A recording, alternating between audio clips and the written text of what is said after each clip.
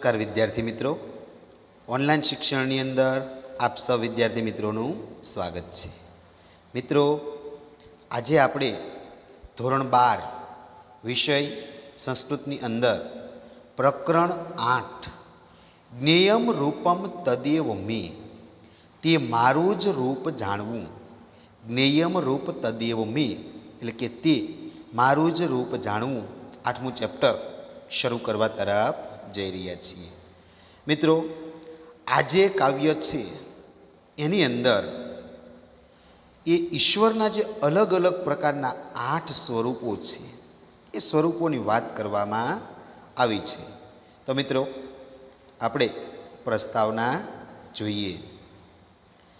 મહાકવિ કાલિદાસે અભિજ્ઞાન શાકુંતલના મંગલાચરણમાં, મંગલાચરણ એટલે કે મંગલ આચરણ, કોઈ પણ કાર્ય શરૂ કરીએ તો આપણે ઈષ્ટદેવની જે સ્તુતિ કરીએ, એને જે આપણે જે પૂજા વિધિ કરીએ તો મંગળ જે કાર્ય છે એને કહેવાય મંગલાચરણ. મંગલાચરણમાં શંકરની અષ્ટમૂર્તિઓની એટલે કે 8 પ્રકારની મૂર્તિઓની પરિકલ્પના એટલે કે વિચાર કર્યો છે. આમાંથી પ્રેરણા લઈને ઈસવીસન 1981માં તૈયાર થયેલા ધોરણ 9ના સંસ્કૃત પાઠ્યપુસ્તકનું અષ્ટમૂર્તિહમ શીર્ષકથી એક કાવ્ય સંપાદિત કરવામાં આવ્યું હતું. તેમાં પ્રસંગને અનુરૂપ પરિવર્તન કરીને અહીં નવા પદ્યો રચીને ચરાચર જગતમાં વ્યાપ્ત ઈશ્વરની અષ્ટમૂર્તિઓનું નૂતન પરિકલ્પના કરવામાં આવી છે. તો મિત્રો, મહાકવિ કાલિદાસે અભિજ્ઞાન શાકુંતલમ રચ્યું. એની અંદર ભગવાન શંકરની અષ્ટમૂર્તિઓની 8 પ્રકારની મૂર્તિઓનો વિચાર કર્યો છે અને એમાંથી પ્રેરણા લઈ અને આપણે 1981માં નવું તૈયાર થયેલું પુસ્તક અને એમાં અષ્ટમૂર્તિહમ શીર્ષકથી એક કાવ્ય રજૂ કરવામાં આવ્યું હતું. તો એમાં એક પ્રસંગને અનુરૂપ પરિવર્તન કરી અને નવા કાવ્યો ચરાચર જગતમાં એટલે કે આજે વર્તમાન જે જગત છે એની અંદર રહેલા ઈશ્વરની 8 પ્રકારની જે મૂર્તિઓ છે, અષ્ટમૂર્તિ, એની નવી પરિકલ્પના, નવો વિચાર રજૂ કરવામાં આવ્યો છે. ઈશ્વર જેમ સ્વેચ્છાએ કોઈ જાતના દબાણ વગર પોતાનું કર્તવ્ય છે એમ માનીને જીવ માત્ર ઉપર સતત પરોપકારની વર્ષા કરે છે, તેમ માનવ સમાજની વિવિધ વ્યવસાયમાં જોડાયેલી વ્યક્તિઓ પણ કોઈ જાતના દબાણ વગર પોતાનું કર્તવ્ય સમજીને સતત કાર્યરત રહે છે. આ કારણે આ પ્રકારની વ્યક્તિઓ ઈશ્વરનું જ રૂપ છે એમ અહીં માનવામાં આવ્યું છે. જેવી રીતે ઈશ્વર પોતાની ઈચ્છાથી કોઈ પણ જાતના દબાણ વગર પોતાનું કર્તવ્ય છે એમ માની અને દરેક પ્રકારના જીવ પર પરોપકાર કરે છે, એમ માનવ સમાજની અંદર જુદા જુદા વ્યવસાય એટલે ધંધાની અંદર જોડાયેલી વ્યક્તિ કોઈ પણ જાતના દબાણ વગર પોતાનું કાર્ય છે આ એમ સમજી અને પોતપોતાના કાર્યમાં સતત લાગેલા રહે છે. અને આ કારણે આવા પ્રકારની જે વ્યક્તિઓ છે એ ઈશ્વરનું રૂપ છે એમ માનવામાં આવે છે. પ્રથમ પદ્યમાં ઈશ્વર પોતાના સ્વરૂપની સ્પષ્ટતા કરે છે. પહેલો જે શ્લોક છે એની અંદર ભગવાન પોતાના રૂપનું સ્પષ્ટતા વર્ણન કરે છે. એ મુજબ લોકોનું જે હિતકારી એટલે કે કલ્યાણ કરનારું રૂપ છે તે મારું જ રૂપ છે. એ પછી ક્રમશઃ કૃષક, તંતુવાય, શિલ્પી, પ્રશિક્ષક, વૈદ, વૈજ્ઞાનિક, સાધુ અને સૈનિક એમ માનવ સમાજનું હિત કરનારા આ 8 વ્યવસાયોના રૂપને ભગવાન પોતાના સ્વરૂપ બતાવે છે.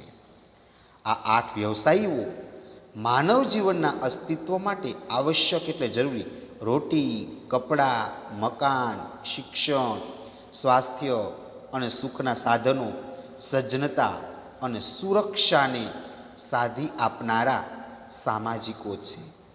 પ્રસ્તુત પદ્યોમાં એક બાજુ દરેક માણસને તેમના પ્રત્યે આદરનો ભાવ રાખવાનો સંદેશ આપવામાં આવ્યો છે, તો બીજી બાજુ જે તે વ્યવસાયમાં જોડાયેલી વ્યક્તિઓને તેમનું કર્તવ્ય ઉચિત રીતે નિભાવવાનો ઉપદેશ પણ આપવામાં આવ્યો છે. મિત્રો, પહેલો જે શ્લોક છે એની અંદર ઈશ્વર ભગવાન પોતે પોતાનું જે સ્વરૂપ કેવું છે એની સ્પષ્ટતા કરે છે. તો એ મુજબ લોકોનું જે હિતકારી, જે કલ્યાણ કરનારું રૂપ છે એ ઈશ્વર કહે છે કે તે મારું જ રૂપ છે. ત્યાર પછી કૃષક એટલે કે ખેડૂત, તંતુવાય એટલે કે વણકર, શિલ્પી એટલે કે શિલ્પી, પ્રશિક્ષક એટલે કે શિક્ષક, વૈદ એટલે કે ડૉક્ટર, વૈજ્ઞાનિક, સાધુ એટલે કે સજ્જન માણસ અને સૈનિક, આ 8 પ્રકારના જે વ્યવસાયીઓના જે રૂપ છે એ ઈશ્વર પોતાનું સ્વરૂપ બતાવે છે. કારણ આ 8 વ્યવસાયીઓ છે એ માનવ જીવનના અસ્તિત્વ માટે, માનવ જીવનની જરૂરિયાત માટે એવા આવશ્યક જરૂરી એવા રોટી, કપડાં, મકાન, શિક્ષણ, સ્વાસ્થ્ય, સુખના સાધનો, સજ્જનતા અને સુરક્ષાને સારી રીતે સાધી આપે છે. પ્રસ્તુત પદ્યમાં શ્લોકમાં એક બાજુ દરેક માણસ તેમના પ્રત્યે આદરભાવ રાખવાનો સંદેશ આપવામાં આવ્યો છે કે 8 જે વ્યવસાયીઓ છે એ દરેક પ્રત્યે આપણે આ માન, સન્માન, આદરનો ભાવ રાખવો જોઈએ. તો બીજી બાજુ જે તે વ્યવસાયમાં જે જોડાયેલા જે વ્યક્તિઓ છે એમણે પણ પોતાનું કર્તવ્ય યોગ્ય રીતે, સારી રીતે કરવું એવો પણ ઉપદેશ આપવામાં આવ્યો છે. તો મિત્રો, હવે આપણે પ્રસ્તાવનાની સમજૂતી જોઈ, ત્યારબાદ હવે આપણે શ્લોકોની સમજૂતી જોઈએ. મિત્રો, શ્લોકો 11 શ્લોકો છે એની સમજૂતી આપણે જોઈએ. ભગવાન ઉવાચ એટલે કે ભગવાન બોલ્યા. ભગવાન ઉવાચ એટલે કે ભગવાન બોલ્યા. ભગવાન ઉવાચ એટલે ભગવાન બોલ્યા. ભગવાન ઉવાચ એટલે ભગવાન બોલ્યા. હે માનવો શબ્દ આપણે આગળ લઈ લેવાનો છે. મિત્રો, હે માનવો આ શબ્દ આપણે આગળ લઈ લેવાનો છે. હે માનવો, ન વત્તા અહમ નાહમ, ન વત્તા અહમ. મિત્રો, સંધિ છૂટી પડી. ન વત્તા અહમ, અહમ એટલે કે હું, અહમ એટલે કે હું, અહમ એટલે હું અને ન એટલે નથી. અહમ એટલે હું, ન એટલે નથી. વૈકુંઠ રાજો, વૈકુંઠ રાજો અસ્મિ. વૈકુંઠ એટલે કે વિષ્ણુ લોકનો, રાજો એટલે કે રાજા. તો વૈકુંઠના રાજા કોણ? વિષ્ણુ. વૈકુંઠ રાજોસ્મિ ન એટલે વિષ્ણુ લોકનો રાજા અને ન એટલે કે નથી. ફરીવાર મિત્રો જોઈએ. ભગવાન ઉવાચ એટલે ભગવાન બોલ્યા. અહમ એટલે કે હે માનવો હું, અહમ એટલે હે માનવો હું. વૈકુંઠ રાજો અસ્મિ એટલે હું વિષ્ણુ લોકનો રાજા વિષ્ણુ. વૈકુંઠ રાજો, તો વૈકુંઠ એ કોનું? વિષ્ણુ ભગવાનનું સ્થાન છે, વિષ્ણુ ભગવાનનું રાજ્ય કહેવાય. એટલે વૈકુંઠનો રાજા વિષ્ણુ અને ન એટલે કે નથી. ન અહમ વૈકુંઠ રાજો અસ્મિ. હે માનવો, હું વિષ્ણુ લોકનો રાજા વિષ્ણુ નથી. હે માનવો, હું વિષ્ણુ લોકનો રાજા વિષ્ણુ નથી. વા, વા એટલે કે 4 નંબર. વાય એટલે કે, વાય એટલે કે. કૈલાસ અધિપતિ ન. મિત્રો જે રેપ છે એ રેપનો વિસર્ગ બન્યો. રેપનો શું બની ગયો? વિસર્ગ. કૈલાસ અધિપતિ વત્તા ન, એટલે કૈલાસ અધિપતિ ન એટલે કે હું કૈલાસનો સ્વામી શિવ નથી. વા એટલે કે અથવા, અથવા કે. કૈલાસ અધિપતિ વત્તા ન એટલે કૈલાસનો સ્વામી શિવ નથી. કૈલાસ અધિપતિ વત્તા ન. કૈલાસ અધિપતિ એટલે કૈલાસનો સ્વામી શિવ અને ન એટલે નથી. હું વિષ્ણુ લોકનો રાજા વિષ્ણુ નથી કે હું કૈલાસનો સ્વામી શિવ નથી. હું વિષ્ણુ લોકનો રાજા વિષ્ણુ નથી કે કૈલાસનો સ્વામી શિવ નથી. ત્યારબાદ મિત્રો બીજી પંક્તિ જોઈએ. લોકાનામ. લોકાનામ એટલે કે જગતનું. લોકાનામ એટલે કે જગતનું. લોકાનામ એટલે જગતનું. લોકાનામ એટલે કે જગતનું. યત એટલે કે જે. યત એટલે કે જે. યત એટલે જે. હિતકારી એટલે કલ્યાણ કરનારું રૂપ છે. હિતકારી એટલે કલ્યાણ કરનારું રૂપ છે. હિતકારી એટલે કલ્યાણ કરનારું રૂપ છે. તદેવ. તદેવ તત વત્તા એવ. તદેવ એટલે કે તે અને એવ એટલે જ. તદેવ એટલે કે તત એટલે તે અને એવ એટલે જ અને મે એટલે કે મારું. તદેવ મે એટલે કે તે મારું જ. તદેવ મે એટલે તે મારું જ. તદેવ મે એટલે કે તે મારું જ. તદેવ મે એટલે તે મારું જ. રૂપમ એટલે કે રૂપ છે. રૂપમ એટલે કે રૂપ છે. રૂપમ એટલે રૂપ છે એમ. અને જ્ઞેયમ એટલે જાણવું. જ્ઞેયમ એટલે જાણવું. લોકાનામ હિતકારી યત જ્ઞેયમ રૂપમ તદેવ મે. એટલે જગતનું જે કલ્યાણ કરનારું રૂપ છે તે મારું જ રૂપ છે એમ જાણવું. જગતનું જે કલ્યાણ કરનારું રૂપ છે એ મારું જ રૂપ છે એમ જાણવું. ફરીવાર મિત્રો એકવાર શબ્દ સમજી લઈએ. ભગવાન ઉવાચ એટલે ભગવાન બોલ્યા. ભગવાન ઉવાચ એટલે ભગવાન બોલ્યા. ન અહમ વૈકુંઠ રાજો અસ્મિ એટલે કે હે માનવો હું વિષ્ણુ લોકનો રાજા વિષ્ણુ નથી. ન અહમ વૈકુંઠ રાજો અસ્મિ એટલે કે હે માનવો હું વિષ્ણુ લોકનો રાજા વિષ્ણુ નથી. વા એટલે કે. વા એટલે કે. કૈલાસ અધિપતિ ન એટલે કે હું કૈલાસનો સ્વામી શિવ નથી. કૈલાસ અધિપતિ ન એટલે કે હું કૈલાસનો સ્વામી શિવ નથી. લોકાનામ એટલે જગતનું. લોકાનામ એટલે જગતનું. યત એટલે જે. યત એટલે જે. હિતકારી એટલે કે કલ્યાણ કરનારું.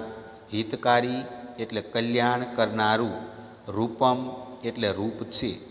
રૂપમ એટલે રૂપ છે. તદેવ મે એટલે તે મારું જ. તદેવ મે એટલે તે મારું જ. રૂપમ એટલે રૂપ છે એમ. જ્ઞેયમ એટલે જાણવું. ભગવાન બોલ્યા હે માનવો હું વિષ્ણુ લોકનો રાજા વિષ્ણુ નથી કે હું કૈલાસનો સ્વામી શિવ નથી. જગતનું જે કલ્યાણ કરનારું રૂપ છે તે મારું જ રૂપ છે એમ જાણવું. તો મિત્રો પહેલા શ્લોકની અંદર જે પરમ તત્વ ઈશ્વર છે ભગવાન એ પોતાના સ્વરૂપો વિશે સમજાવે છે કે પોતે કોણ છે. તો પોતે વિષ્ણુ લોકના રાજા વિષ્ણુ પણ નથી કે ભગવાન શિવ પણ નથી, પરંતુ જગતનું જે કલ્યાણ કરનારું જે રૂપ છે એ જ ભગવાન કે મારું રૂપ છે એમ જાણવું જોઈએ. ત્યારબાદ મિત્રો બીજો શ્લોક જોઈએ. કૃષકાહા યે કૃષિમ કૃત્વા ધાન્યમ યચ્છતિ સ્વેચ્છયા. કૃષકાः ये કૃષિમ કૃત્વા ધાન્યમ યચ્છતિ સ્વેચ્છયા ઉપકુર્વંતુ જીવેભ્યઃ તસ્માત રૂપમ ત એવ મે. તો મિત્રો સમજૂતી જોઈએ. ये એટલે કે જે, ये એટલે જે, ये એટલે જે.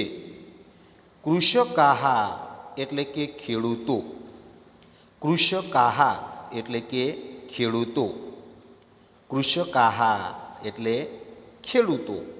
કૃષિમ એટલે કે કૃષિ, કૃષિમ એટલે કે કૃષિ અથવા ખેતી, કૃષિમ એટલે કૃષિ અથવા ખેતી.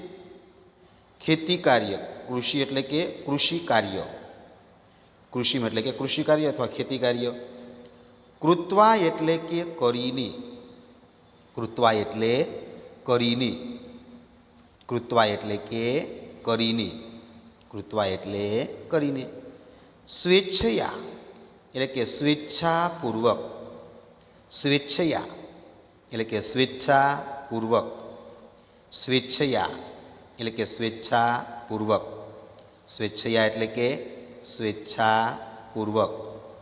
ધાન્યમ એટલે કે અન્નની, ધાન્યમ એટલે કે અન્નની, ધાન્યમ એટલે અન્નની. યચ્છતિ એટલે વહેંચે છે, યચ્છંતી એટલે વહેંચે છે, યચ્છંતી એટલે કે વહેંચે છે. યે એટલે જે, યે એટલે જે. કૃષકાહ એટલે ખેડૂતો, કૃષકાહ એટલે ખેડૂતો. કૃષિમ એટલે કૃષિ કાર્ય, કૃષિમ એટલે કૃષિ કાર્ય. કૃત્વા એટલે કરીને, કૃત્વા એટલે કરીને. સ્વેચ્છયા એટલે સ્વેચ્છાપૂર્વક, સ્વેચ્છયા એટલે સ્વેચ્છાપૂર્વક. ધાન્યમ એટલે અન્નની, ધાન્યમ એટલે અન્નની. અને યચ્છંતી એટલે વહેંચે છે. જે ખેડૂતો કૃષિ કાર્ય કરીને સ્વેચ્છાપૂર્વક અન્નને વહેંચે છે, જે ખેડૂતો કૃષિ કાર્ય કરીને સ્વેચ્છાપૂર્વક અન્નને વહેંચે છે. જીવેભ્યઃ એટલે કે પ્રાણી ઉપર. મિત્રો બીજી લાઈનના બીજા ક્રમ આપણે આપીએ છીએ. જીવેભ્યઃ એટલે પ્રાણી ઉપર, જીવેભ્યઃ એટલે પ્રાણી ઉપર, જીવેભ્ય એટલે પ્રાણી પર, જીવેભ્યઃ એટલે પ્રાણી પર, જીવેભ્યઃ એટલે પ્રાણીઓ પર. ઉપકુર્વંતી એટલે કે ઉપકાર કરે છે, ઉપકુર્વંતી એટલે કે ઉપકાર કરે છે, ઉપકુર્વંતી એટલે કે ઉપકાર કરે છે, ઉપકુર્વંતી એટલે કે ઉપકાર કરે છે.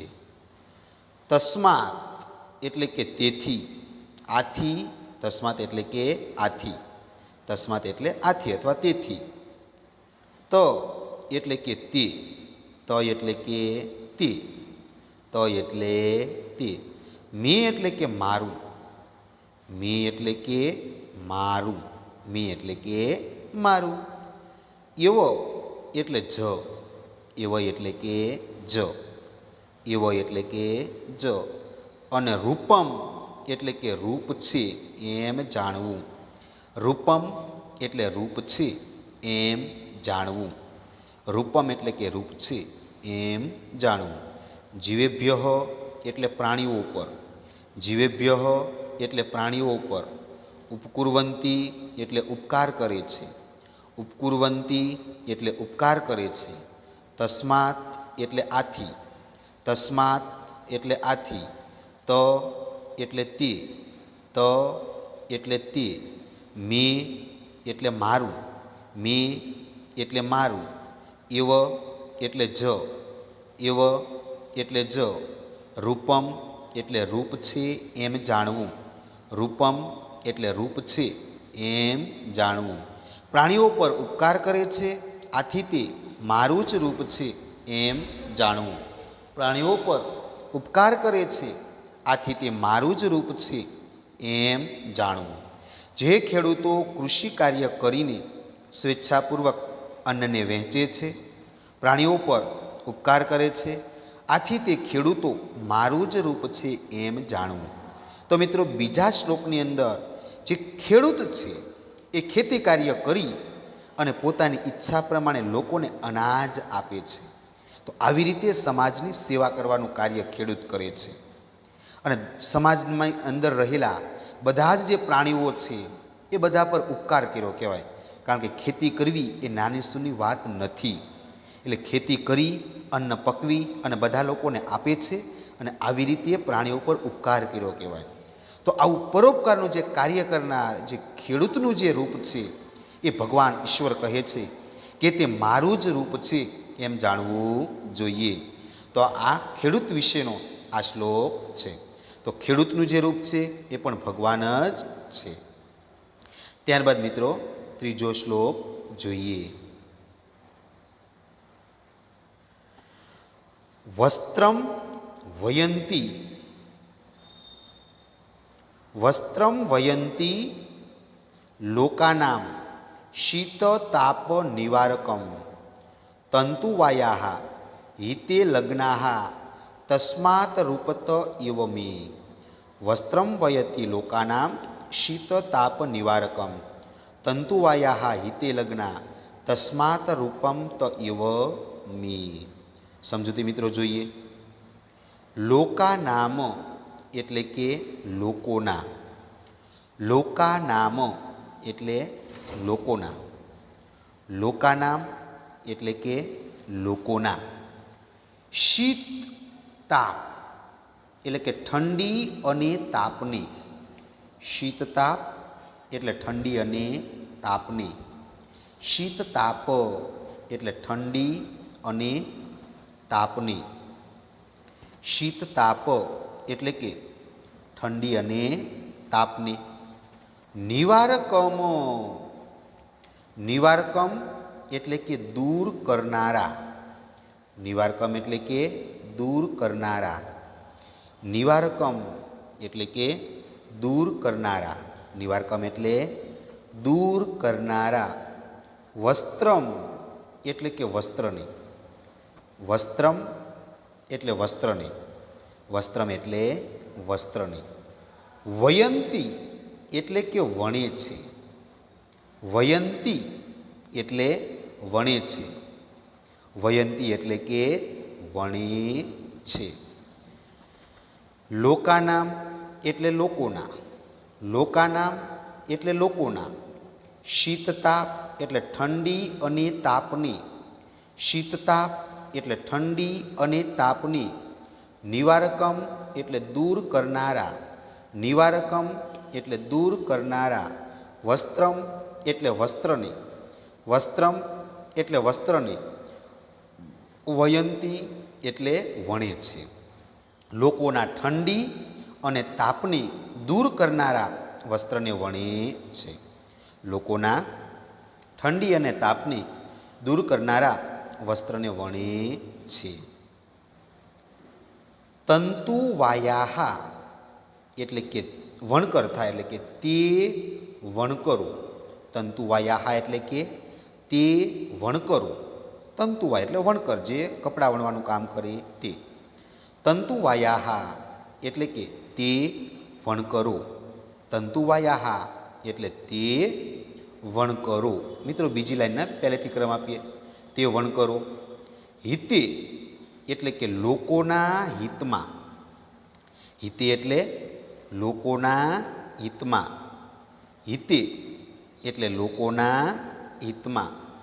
લગ્નાહા એટલે લાગેલા હોય છે, લગ્નાહા એટલે લાગેલા હોય છે, લગ્નાહા એટલે કે લાગેલા હોય છે. તસ્માત રૂપમ ત એવ મે.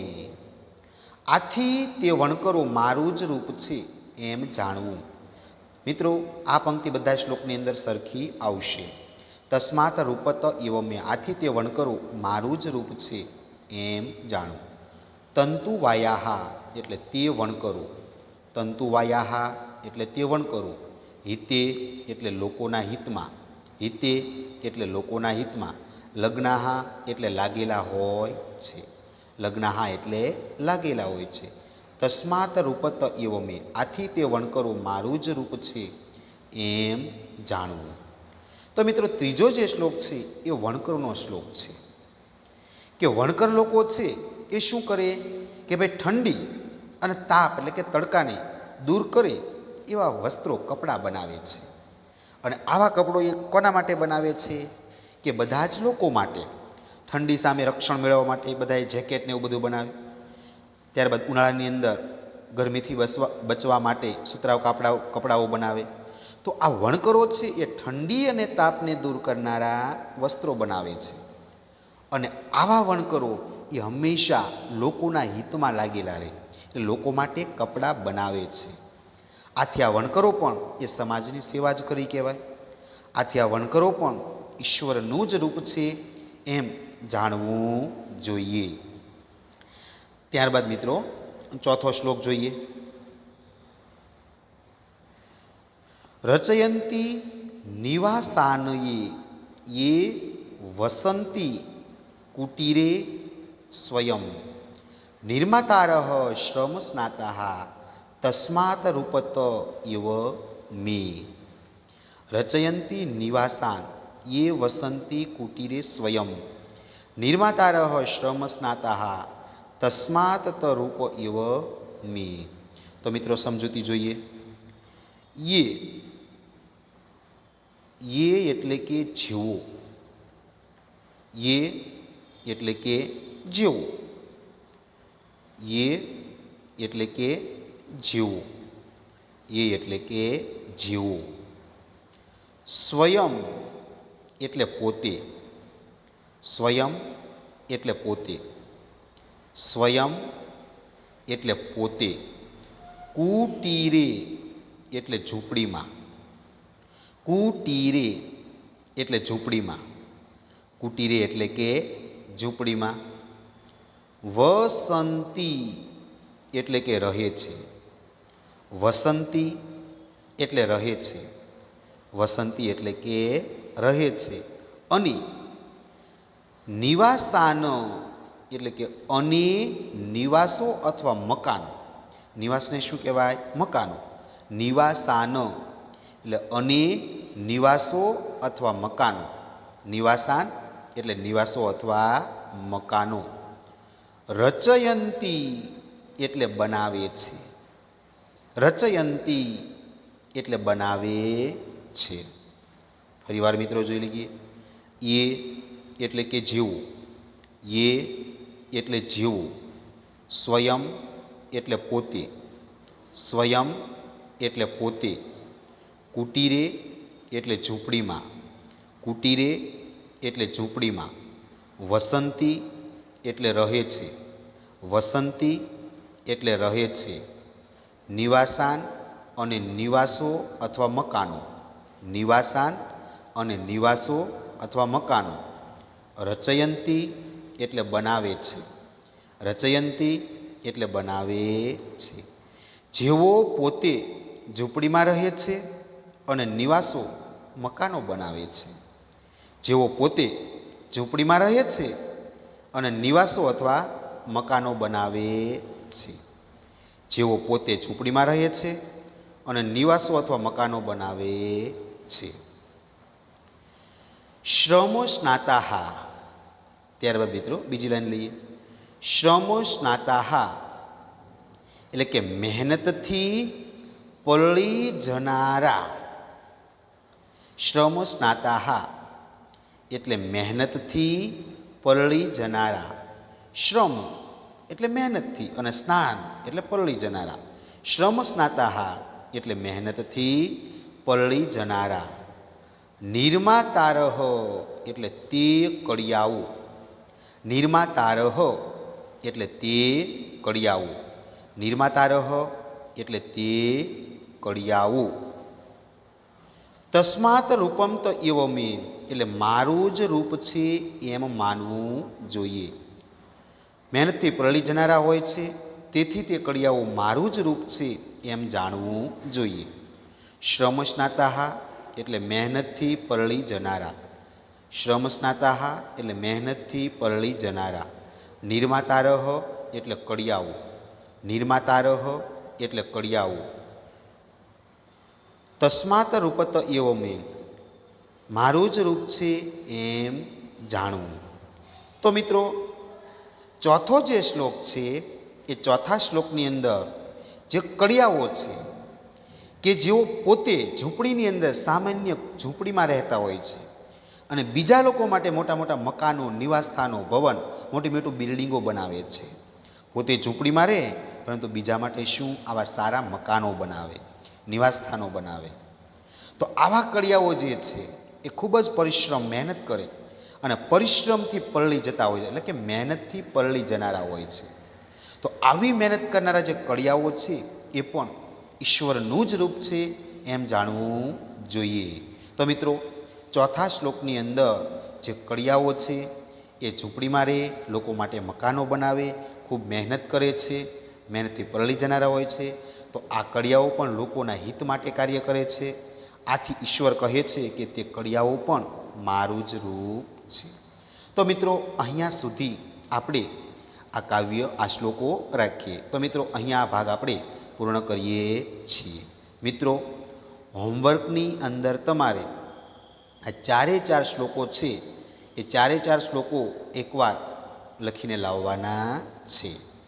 ફરીવાર મિત્રો હોમવર્કની અંદર આ ચારે શ્લોકો એકવાર લખીને લાવવાના છે.